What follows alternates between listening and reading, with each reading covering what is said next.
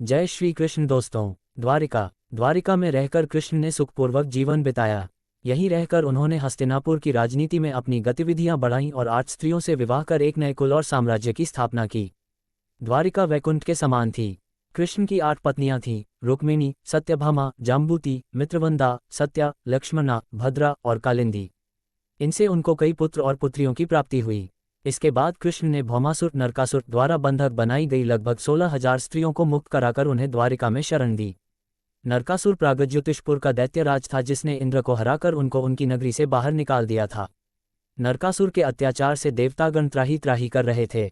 वह वरुण का छत्र, अदिति के कुंडल और देवताओं की मणि छीनकर त्रिलोक विजयी हो गया था। वह पृथ्वी की हजारों सुंदर कन्याओं का अपहरण कर उनको बंदी बनाकर उनका शोषण करता था। मुक्त कराई गई ये सभी स्त्रियां कृष्ण की पत्नियां या रखेल नहीं थीं बल्कि उनकी सखियां और शिष्या थीं, जो उनके राज्य में सुखपूर्वक स्वतंत्रतापूर्वक अपना अपना जीवन यापन अपने तरीके से कर रही थीं। पांडवों से कृष्ण की मुलाकात। एक दिन पंचाल के राजा द्रुपद द्वारा द्रौपदी स्वयंवर का आयोजन किया गया। उस काल में पांडव के वनवास के 2 साल में से अज्ञातवास का 1 साल बीत चुका था। कृष्ण भी उस स्वयंवर में गए। वहां उनकी बुआ कुंती के लड़के पांडव भी मौजूद थे। यहीं से पांडवों के साथ कृष्ण की घनिष्ठता का आरंभ हुआ। पांडव अर्जुन ने मत्स्य भेद कर द्रौपदी को प्राप्त कर लिया और इस प्रकार अपनी धनुर्विद्या का कौशल अनेक देश के राजाओं के समक्ष प्रकट कर दिया। अर्जुन की इस कौशलता से श्री कृष्ण बहुत प्रसन्न हुए।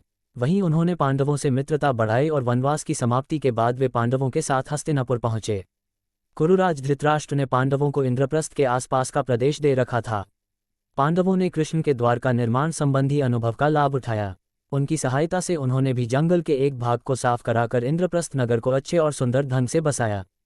इसके बाद कृष्ण द्वारका लौट गए। फिर एक दिन अर्जुन तीर्थाटन के दौरान द्वारिका पहुंच गए। वहां कृष्ण की बहन सुभद्रा को देखकर वे मोहित हो गए। कृष्ण ने दोनों का विवाह करा दिया और इस तरह कृष्ण की अर्जुन से प्रगाढ़ मित्रता हो गई। ओम नमो भगवते वासुदेवाय नमः।